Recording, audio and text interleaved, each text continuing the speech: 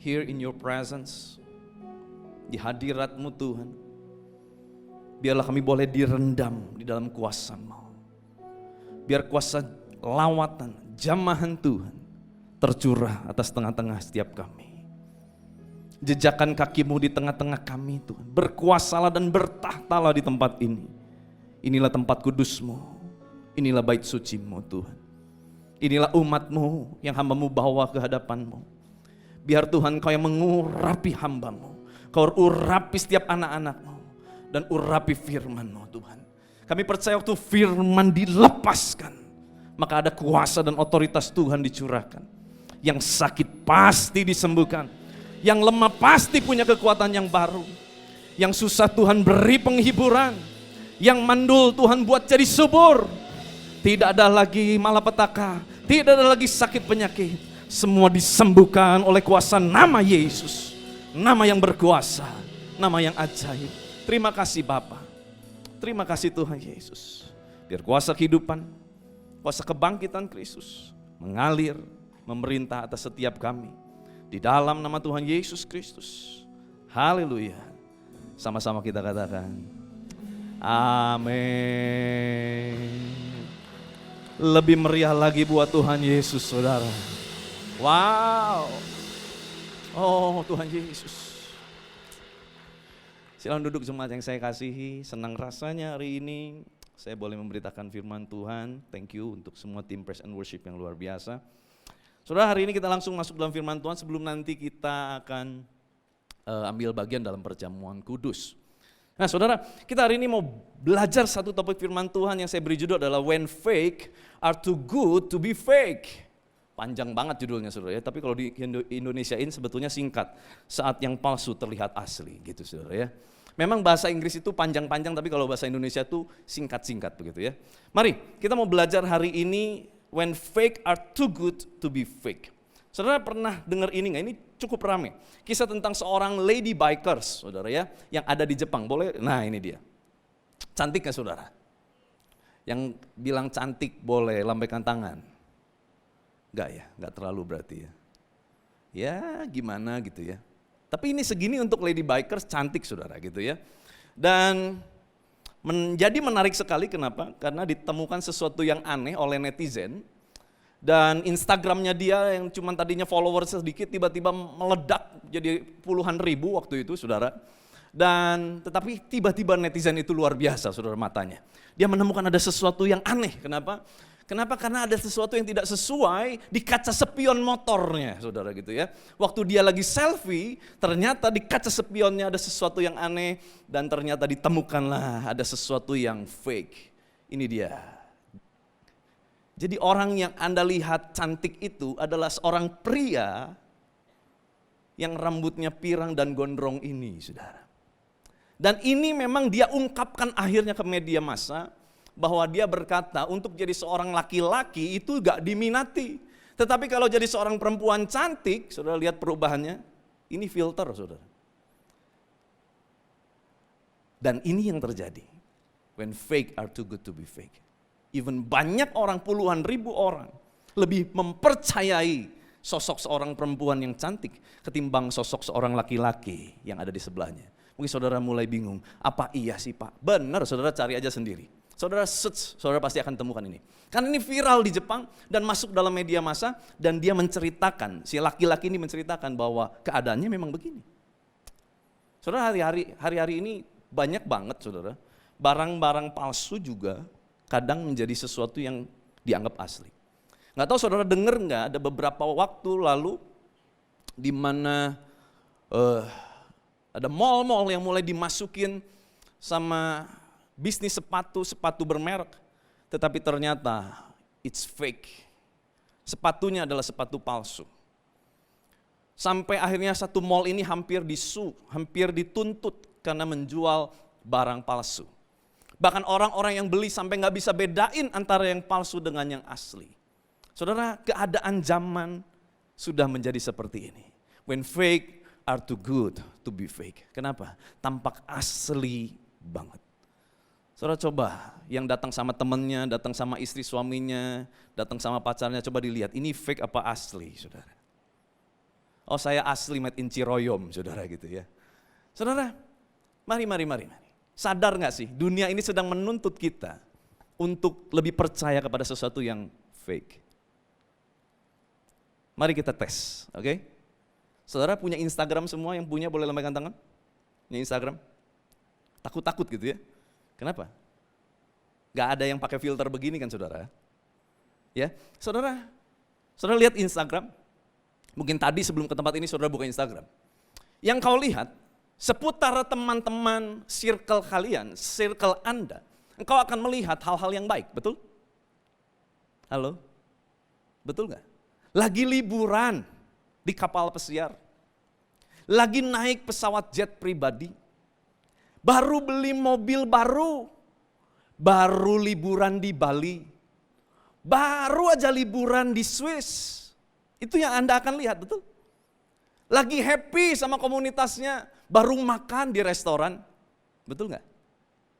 Halo? Apa cuma Instagram saya yang isinya itu? Percaya tidak percaya, setuju tidak setuju, dunia sedang menggiring kita kepada banyak hal yang sebetulnya fake. Saya tidak bilang bahwa itu semua adalah palsu. Tetapi saya mau tanya sama kita, mari kita jujur. Lebih banyak mana yang kita tayangkan di dalam media sosial kita? Keadaan kita bahagia atau keadaan kita susah?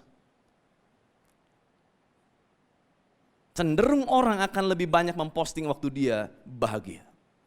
Even dia gak kenal sama temennya. Sorry kalau ada yang tersinggung, karena ini baru terjadi. Dia foto selfie saudara ya. Baru olahraga. Terus saya tanya, ini teman-teman kamu? Enggak ada yang kenal.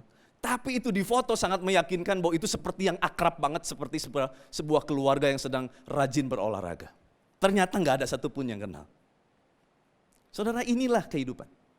Saudara, jangan terlalu percaya dengan apa yang kau lihat melalui media sosial. Karena standar dunia sekarang sedang digiring kepada seolah-olah hidup yang sukses itu adalah hidup yang mewah. Hidup yang sukses itu adalah hidup yang material. Hidup yang sukses itu harus bisa punya pesawat pribadi. Hidup yang sukses itu harus punya mobil pribadi. Hidup yang sukses itu harus punya rumah yang baru. That's fake. Karena jujur lebih banyak orang gagal daripada orang berhasil yang ada di muka bumi ini. Coba kita tes sama diri kita. Lebih banyak berhasil atau gagal? Berhasilnya sekali, gagalnya kita berulang-ulang. Baru setelah kita gagal berulang-ulang, kita ngalami yang namanya satu keberhasilan. Saudara, inilah keadaan dunia hari-hari ini. Ini firman sudah mengatakannya. Mari kita lihat keadaan manusia akhir zaman. Di 2 Timotius 3 ayat 2 sampai ke 8. Kita akan cepat saya baca karena nanti saya ada satu terjemahan dalam Amplified Bible yang sangat bagus dikatakan. Ini dalam terjemahan baru dikatakan, manusia akan mencintai dirinya sendiri, menjadi hamba uang, mereka akan membual dan menyombongkan diri, mereka akan menjadi pemfitnah, mereka akan berontak terhadap orang tua dan tidak tahu berterima kasih, tidak mempedulikan agama, tidak tahu mengasihi, tidak mau berdamai, suka menjelekan orang, tidak dapat mengekang diri, garang, tidak suka yang baik, suka mengkhianat, tidak berpikir panjang, berlagak tahu, lebih menuruti hawa nafsu daripada menuruti Allah. Secara lahiriah mereka menjalankan ibadah mereka, fisiknya ibadah, tetapi pada hakikatnya mereka memungkiri kekuatannya. Nanti saya jelaskan kalimat ini agak sedikit rancu. Jauhilah mereka itu, sebab di antara mereka terdapat orang-orang yang menyelundup ke rumah orang lain dan menjerat perempuan-perempuan lemah yang syarat dengan dosa dan dikuasai oleh berbagai-bagai nafsu, yang walaupun selalu ingin diajar, ini sesuatu yang bagus padahal saudara ya, selalu ingin diajar, namun tidak pernah dapat mengenal kebenaran. Artinya rasanya sepertinya mau diajar, tetapi waktu diajar kebenaran, dia tolak kebenaran. Sama seperti Yanes dan Yambres menentang Musa, demikian juga mereka menentang kebenaran. Akal mereka bobrok dan iman mereka tidak tahan uji. Menarik sekali dalam terjemahan Amplified Bible dikatakan, saya langsung terjemahkan, saudara bisa baca. Karena orang akan menjadi pencinta diri, narsis, fokus pada diri sendiri, narsis. Saudara tahu ada istilah yang lagi tren sekarang namanya narsistik. Yang tahu boleh lambaikan tangan, narsistik. Oke, banyak yang nggak tahu. Narsistik tuh begini, saudara. Ini adalah dipakai untuk, ini memang baru-baru ini ada istilah narsistik. Narsistik itu mengarah kepada orang yang punya tipe kepribadian begini. Waktu dia nggak suka sama seseorang, misalkan saya nggak suka sama Lita, maka seluruh circle saya harus nggak suka sama Lita. Kalau sampai ada circle saya suka sama Lita, saya akan datangin dia dan berkata, kok kamu gitu sih? Kok kamu nggak bela aku sih? Kan tahu aku musuhan sama Lita. Ciri pertama seperti itu. Ciri kedua, waktu tahu banyak orang yang tidak suka sama dia karena perbuatannya salah, tapi dia akan berkata, ini semua salah Lita. Dia tahu bahwa dia salah, tetapi dia menarik bahwa kesalahan itu bukan pada dirinya, tetapi pada orang lain. Itu narsistik. Sehingga orang begini susah untuk introspeksi diri. Banyak ciri-cirinya, saudara bisa lihat. Tapi kesimpulan akhirnya, para psikolog akan berkata begini, harus gimanain sih orang begini? Cuman satu, dijauhin saudara. Ternyata itu sudah ada di firman Tuhan. Maka dikatakan di sana, jauhilah mereka itu, artinya udahlah, bohwat. Saudara sama-sama katakan bohwat. Saudara tahu bohwat ya? Udah gak bisa diapa-apain, angkat tangan, ampun dah. Udah deh. Malaikat juga udah geleng-geleng. Saudara hati-hati, ini keadaan dunia hari-hari ini. Saudara ini menjadi peringatan yang keras buat kita saudara. Arogan, sombong, pencerca. Tahu saudara pencerca ya? Lihat kesalahan orang dikit aja disikat terus pokoknya. Diingat terus kesalahannya, itu dicerca saudara. Tidak patuh kepada orang tua, tidak tahu berterima kasih, tidak suci dan tidak senonoh. Dan mereka akan tidak memiliki kasih. Tanpa kasih sayang alami manusia, tidak berperasaan, tidak manusiawi, tidak dapat didamaikan, suka gosip jahat, hoax saudara. Suka memberitakan berita hoax, sesuatu yang belum benar, dia tambah-tambahin, kenapa? Karena pada dasarnya udah gak suka sama orang itu. Tanpa pengendalian diri, melampaui batas, tidak bermolar, brutal. Pembenci kebaikan, pengkhianat, ceroboh, sombong, pecinta kesenangan sensual daripada pencinta Tuhan. Tampak memegang bentuk-bentuk kesalehan lahiriah agamawi. Meskipun demikian mereka menyangkal kuasa Yesus. Karena perilaku mereka membatalkan klaim dari iman mereka. Hindari orang-orang seperti itu, jauhkan dari mereka. Bahkan dalam terjemahan The Message ada sesuatu yang dikatakan, they will make a show of religion, but behind the scenes, they were animals. They will make a show of religion, betapa kayanya hidup di luarnya religius, but it's fake. Kenapa? Karena behind the scenes-nya, di balik cerita itu, di balik apa yang dia show di hadapan orang banyak, they were animals. Hidupnya gak lebih dari animals. Wow. Saudara hari-hari ini mari belajarlah untuk jujur sama Tuhan. Saya melayani beberapa orang yang begitu depresi. Saudara. Kenapa? Karena dituntut untuk melakukan sesuatu yang tidak bisa menjadi standar dalam kehidupan dia. Contohnya saudara. Saya melayani seorang yang terus dituntut. Seolah-olah kamu kurang iman makanya kamu sakit, kamu kurang terus dituding. Padahal kenyataannya saudara kita harus jujur. Ada kala iman kita lagi naik karena kita ngalami mujizat, tetapi ada juga kala iman lagi down karena kita ngalami masalah. This is the truth, ini sebuah kebenaran. Dan kita harus mulai melek terhadap sebuah kebenaran ini. Bahwa kehidupan kekristenan tidak selalu kita ada di atas. Ada kala Tuhan membawa kita ke lembah dan kita belajar melewati lembah. Saya tidak berkata kehidupan kekristenan seperti roda yang berputar naik turun, tidak. Kekristenan kita dibawa naik dan naik, betul. Tetapi sebelum naik seringkali Tuhan bawa kita ke lembah. Supaya apa? Kita belajar dari kesalahan kita. Kita belajar dari hal-hal buruk yang terjadi dalam kehidupan kita. Supaya hari depan kita menjadi lebih baik. Saudara, masa lalumu, masa laluku, masa lalu kita mungkin buruk. Tetapi jangan berpaku kepada sesuatu yang lalu. Berjalanlah melalui semuanya. It's okay to be not okay. Trying to be relaxed di dalam hadirat Tuhan. Tuhan gak pernah tuntut kita untuk ini dan itu. Mari berjalan bersama dengan Tuhan. Ikutin pace-nya Tuhan. Just be relaxed. Gak perlu kita dituntut untuk gini dan gitu. Kalau memang gak mampu, ngomong sama Tuhan. Tuhan, aku gak mampu. Bahkan yang terburuk saudara. Yang terburuk, Kalaupun engkau kecewa sama Tuhan, ngomong sama Tuhan, Tuhan aku kecewa sama engkau. Boleh Pak, kenapa nggak boleh? Sebelum kita ngomong pun Tuhan udah tahu. Semua telanjang di hadapan Tuhan.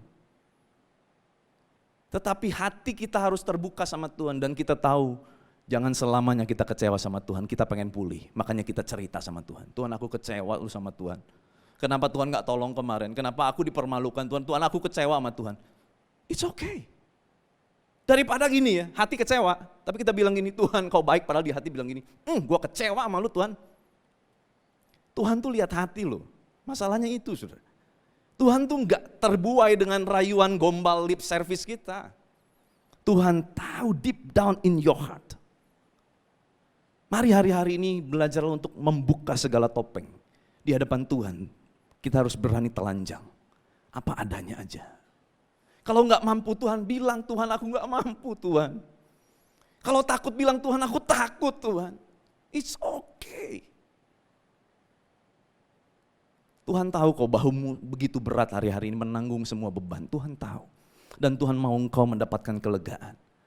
Makanya Tuhan katakan, serahkan kekhawatiranmu kepadaku. Berarti Tuhan tahu kita sedang khawatir dan it's okay. Sebab kita tahu waktu kita serahkan, kita akan berjalan lebih baik, berjalan lebih maju. Kita ngalamin Tuhan dan disitulah kita ngalamin mujizat. Katakan amin. Saudara please berhenti berpura-pura menjadi Kristen yang luar biasa, sedangkan di dalam kita hancur. Lebih baik kita hari ini belajar jujur terbuka. Tuhan nih, buka hatiku, buka Tuhan. Bongkar, kalau perlu bongkar Tuhan. Ternyata ada motivasi gak jujur, bongkar Tuhan. Seolah-olah aku mau melayani Tuhan, seolah-olah aku memberi buat Tuhan. Tetapi di dalam hati aku banyak kecewa, bongkar Tuhan. Berani gak kita bilang gitu? Harus berani saudara. Karena di hadapan Tuhan semua telanjang. Kita harus belajar untuk melangkah dengan sesuatu dan new start, fresh start bersama dengan Tuhan. Yaitu keterbukaan. Saudara waktu engkau belajar terbuka sama Tuhan, pemulihan mulai terjadi dalam hidupmu. Ayo saudara, jujur sama Tuhan. Tetapi dengar bukan berarti engkau terus kecewa sama Tuhan, no. Kita ngomong sama Tuhan supaya apa? Supaya kita pulih saudara. Tuhan mau kita pulih, amin. Amin. Maaf kalau khotbahnya keras saudara, tapi saya mau mempersiapkan semua umat yang layak siap untuk terima waktu Tuhan datang kedua kalinya. Saudara saya mau memberi titik berat kepada muncul 2 orang nama di sana saudara. Ini jarang dikhotbahin tapi saya mau khotbahkan dia. Jannes and Jambres, Yanes dan Yambres. Sama seperti Yanes dan Yambres menentang Musa, berarti ini ada di zaman Musa saudara. Demikian juga mereka menentang kebenaran, akal mereka bobrok, iman mereka tidak tahan uji. Tetapi sudah pasti mereka tidak akan lebih maju, karena seperti dalam hal Yanes dan Yambres, kebodohan mereka pun akan nyata bagi semua orang. So, who is Yanes and who is Yambres? Saudara, Keluaran pasal 7 ayat 10 sampai 11, Musa dan Harun pergi menghadap Firaun, lalu mereka berbuat seperti yang diperintahkan Tuhan. Harun melemparkan tongkatnya di depan Firaun dan para pegawainya, maka tongkat itu menjadi ular. Kemudian Firaun pun memanggil orang-orang berilmu dan ahli-ahli sihir. Dan mereka pun, ahli-ahli Mesir itu, membuat yang demikian juga dengan ilmu mantra mereka. This is Yanes and Yambres. Inilah Yanes dan Yambres, yaitu 2 penyihir yang disewa oleh Firaun untuk menyandingkan apa yang Tuhan kerjakan melalui Musa dan Harun. Yanes dan Yambres menurut the book of Jasher, dalam kitab orang jujur, saudara bisa temukan, ada sejarah sedikit bicara tentang Yanes dan Yambres. Dia adalah anak dari Bileam bin Beor. Tahu ya Bileam bin Beor yang mengutuki bangsa Israel, yang disewa sama Raja Moab, Balak, ya. Ini anaknya. Jadi ternyata anaknya ini adalah the court magician. Dalam Amplified Bible dikatakan, just as Jannes and Jambres, the court magicians of Egypt, opposed Moses, so these men also opposed the truth, men of depraved mind, unqualified and worthless as teachers in regard to the faith. Saudara, ada 3 kejahatan Yanes dan Yambres di hadapan Tuhan yang ternyata ditarik lagi menjadi pelajaran bagi setiap kita yang hidup di akhir zaman, karena tiba-tiba dicatat di dalam perjanjian baru. Saudara, 3 hal saudara kita bahas secara cepat. Apa kejahatan Yanes dan Yambres yang begitu berbahaya buat kita yang tinggal di hari-hari terakhir ini? Yang pertama adalah oppose the truth, menjadi lawan dari kebenaran. Saudara, kitab Yohanes pasal 14 ayat 16 sampai 17 ini bicara mengenai roh kebenaran adalah Roh Kudus. Lawan dari roh kebenaran, lawan dari Roh Kudus. Artinya waktu Roh Kudus mulai bekerja dalam hatinya, dalam hidupnya, dia menolak. Sampai di satu titik dia terus menolak Roh Kudus. Akhirnya dia masuk dalam kategori menghujat Roh Kudus. Di mana orang yang menghujat Roh Kudus tidak ada lagi pengampunan, Alkitab mencatat. Kenapa orang bisa menghujat Roh Kudus? Awalnya sederhana. Roh Kudus mulai bicara, bisnismu salah, yuk beresin. Ogah. Kamu gak boleh simpen dosa, kamu selingkuh, beresin. Ogah, gue nyaman. Kamu salah, gak nyaman. Mulai nyaman dengan dosa. Dia mulai menghidupi dan tinggal di dalam dosa. Sampai waktu Roh Kudus ngomong lagi kita udah gak bergeming.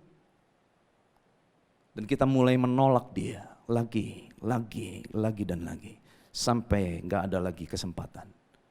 Di titik itulah kita sudah menjadi pribadi yang menghujat Roh Kudus.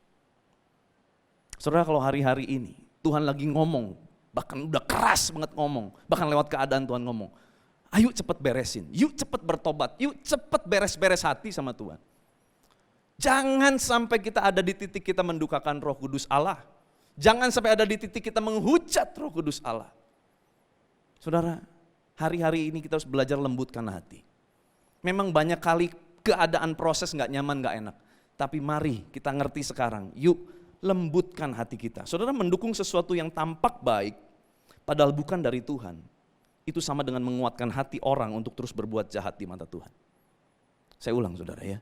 Mendukung sesuatu yang tampak baik, kelihatannya baik loh. Padahal bukan dari Tuhan. Kita dukung.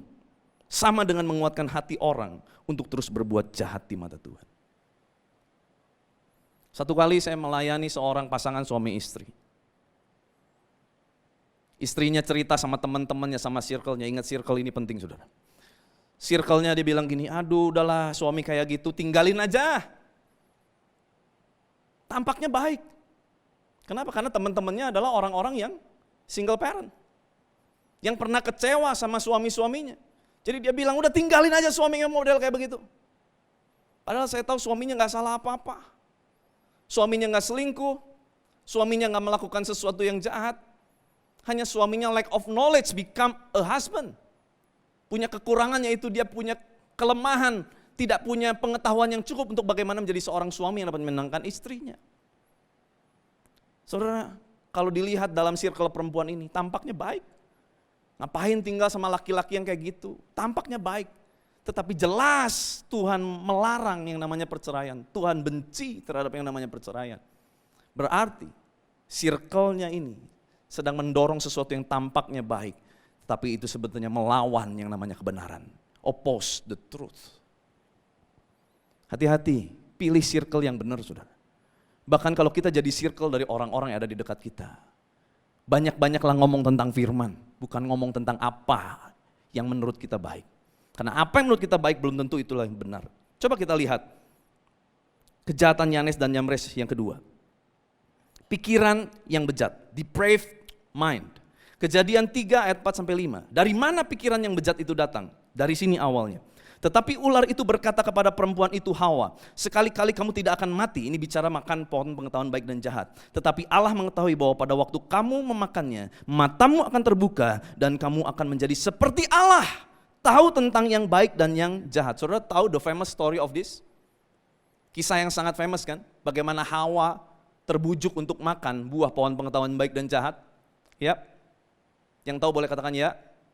Oke, saudara, kalimat terakhir yang pada akhirnya membuat Hawa tertarik dan mencoba buah dari pohon pengetahuan dan baik dan jahat apa? Kamu akan menjadi sama seperti Allah. Iblis sedang mocking, menghina Tuhan. Kenapa? Coba nih, ciptaan yang katanya serupa dengan engkau. Gua tawarin deh, menjadi seperti Allah, dia tertarik enggak? Karena iblis dibuang karena apa? Meninggikan diri ingin seperti Allah. Dia tes sekarang sama Hawa. Wah, tahu enggak? Kamu bisa seperti Allah loh. Kamu bisa tahu yang baik dan jahat kalau makan buah ini. Tiba-tiba Hawa yang gak mau, tiba-tiba tertarik. Dan Hawa petik, Hawa makan. Saudara, itu buah dari pohon yang namanya pohon pengetahuan baik dan jahat. Maka waktu dia makan buahnya, apa yang terjadi? Kenyang? Bukan, saudara. Yang terjadi adalah ini. Dia jadi tahu tentang baik dan jahat dengan versinya sendiri. Buah apel waktu dimakan ya dia akan menjadi apel dalam hidup kita. Apel punya vitamin C di dalamnya, ya kita mendapat manfaatnya.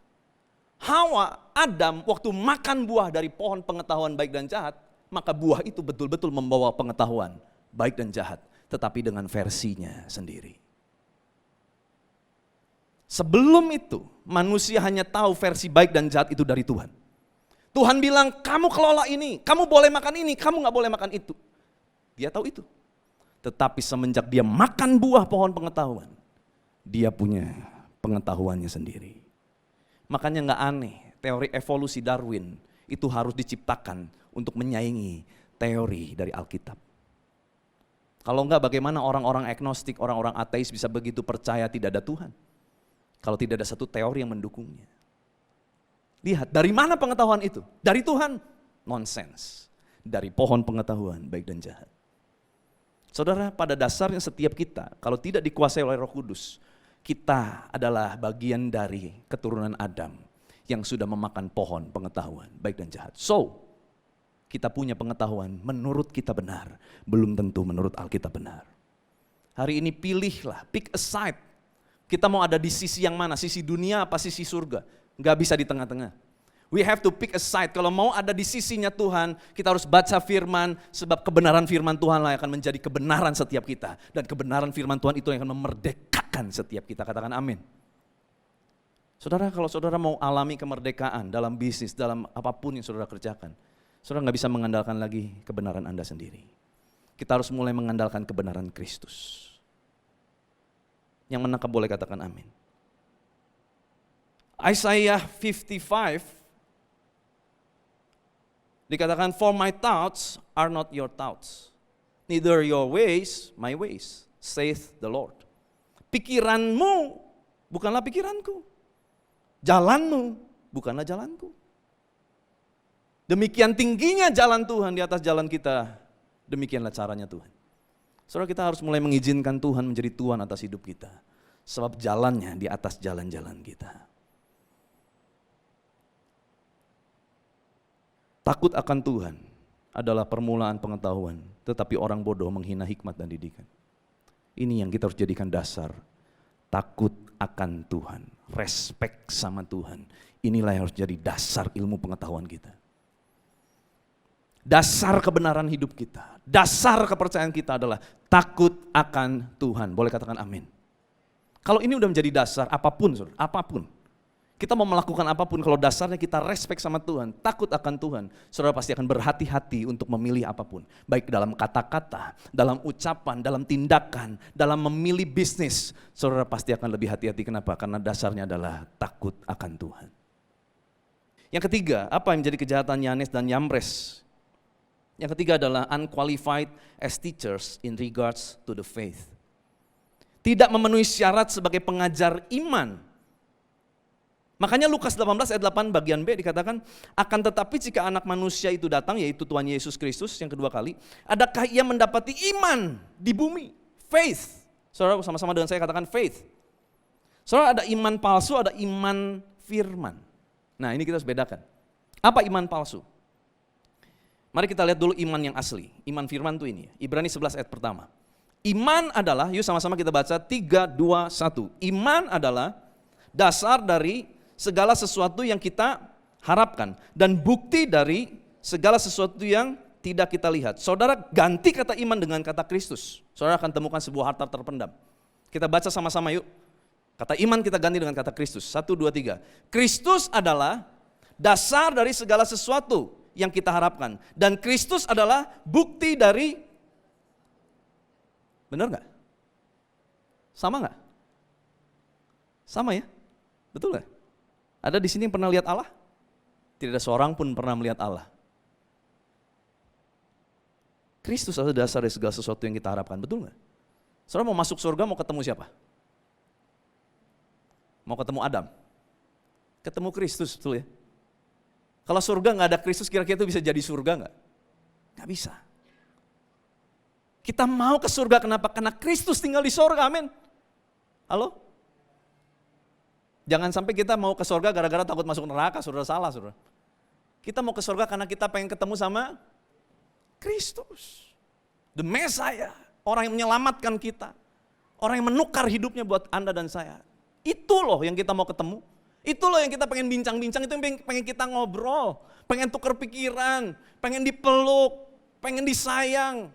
Itu kan yang harusnya kita cari. Saudara, iman dari kata dasar pistis dalam bahasa Yunani, itu artinya adalah all about Jesus. Semua harapan yang pada akhirnya kita gantungkan kepada Yesus, itulah iman. Kenapa saya harus membandingkan iman palsu dengan iman firman? Banyak, mohon maaf ini gak enak. Banyak anak-anak Tuhan memaksakan kehendaknya dan dia berkata, this is my faith. Padahal itu kehendak dia dan tidak untuk memuliakan Kristus. Hanya untuk memuliakan dirinya, kepentingan pribadinya. Makanya dikatakan, nyala kamu segala pembuat kejahatan, aku tidak pernah kenal kamu. Tuhan, aku bernubuat demi namamu loh. Aku bersaksi demi namamu, mengusir setan demi namamu, melakukan mujizat demi namamu. Dan itu semua terjadi. Tuhan bilang, I don't know, gue gak kenal. Why? Kitab The Message berkata, you use me to make yourself important. Kamu sedang menggunakan namaku untuk memuliakan namamu sendiri. You use me to make yourself important. It's not about me, it's about you. Tuhan, aku pengen kaya, supaya apa? Supaya aku gak diinjek orang, Tuhan. Capek aku diinjek orang. Tuhan, aku pengen berhasil, Tuhan. Kenapa? Aku bosen dibandingin terus sama orang. See? It's not faith. Itu adalah ingin. It's your will. It's not your faith. See the different. Very different. Sangat beda, saudara. Because iman, ujungnya adalah untuk Kristus. It's not about us. It's about Jesus. It's about God. Amin. Mari uji kembali. Sorry hari ini mungkin keras banget saudara. Tetapi saya sangat mengasihi saudara. Waktunya udah singkat banget. Saya sangat mengasihi saudara. Saya mau saudara betul-betul ngalamin terobosan tahun ini. Saudara ngalamin Tuhan tahun ini. Saudara lihat Tuhan betul-betul nyata dalam hidupmu tahun ini. Kita harus perbaiki. Don't become a Jannes and Jambres. Sihir, magicnya mungkin gak kelihatan. Karena dibungkus dengan hal-hal yang rohani. Tetapi dalamnya bobrok. Kita mau perbaiki dalamnya. Supaya yang keluar adalah yang berkenan. Adalah yang sempurna. Dimana ini adalah yang menyenangkan hati Tuhan. Membuat Tuhan disenangkan atas hidup kita. Amin. Amin. Saya gak tahu ada berapa banyak di antara saudara yang mungkin kena banget dengan firman ini. Tetapi please izinkan saya berdoa buat saudara kalau saudara punya masalah. Izinkan kami semua melayani saudara. Karena kami mau saudara semua pulang dengan kemerdekaan, dengan kemenangan, dengan sukacita, kelepasan. Kami gak mau cuma jadi event organizer buat saudara, menyediakan tempat yang nyaman untuk saudara dengar firman, muji nyembah, pulang biasa aja, no. Kami justru rindu untuk person in touch dengan saudara. Personal kita touch saudara. Kita kenal saudara. Saudara bisa cerita apapun sama kita. Bahkan saat engkau dibuang oleh keluargamu. Kami adalah keluargamu. Saat engkau dibuang dari rumahmu, kami adalah rumahmu. Anda gak sendiri.